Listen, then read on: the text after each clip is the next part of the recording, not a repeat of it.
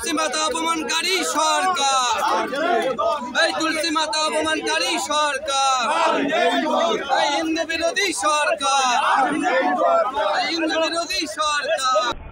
জমা দিয়েছি।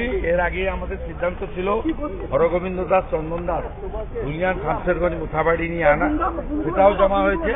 গতকাল রবীন্দ্রনগর থানায় যাওয়া হয়েছে, সেটাও জমা হয়েছে। বাকিটা বিধানসভা 12টার পরে দেখতে পাবে। কিন্তু যেটা শোনা যাচ্ছে, যদি স্পিকার যদি খারিজ করে দেন, খারিজ করলে প্রতিবাদ হবে, ভিতরে বাইরে প্রতিবাদ হবে। রাজ্যপাল মহোদয় আমাদের টাইম দিয়েছেন একটার সময়, সেখানেও প্রতিবাদ হবে। আপনারা কি যাচ্ছেন রাজ্যপালের কাছে? রাজ্যপাল মহোদয় আমরা টাইম চেয়েছিলাম, একটার সময় টাইম। আমরা অল আউট করছি, আমরা কোর্টেও মুভ করেছিলাম। মাননীয় বিচারপতি আমাদের লয়ারকে বলেছেন যে আপনারা ফাইল করে আসুন, আর্জেন্ট স্লিপ দেন, আমি বিবেচনা করব।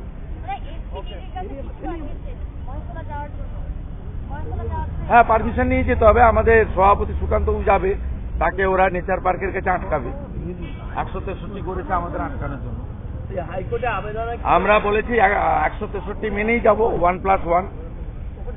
163 তো 4-এর ঊর্ধ্বে হলে বাধা পায়, 1+1 যেতে তো বাধা নেই। এই জলটা খায় এরা ঘোলা করে আর কি।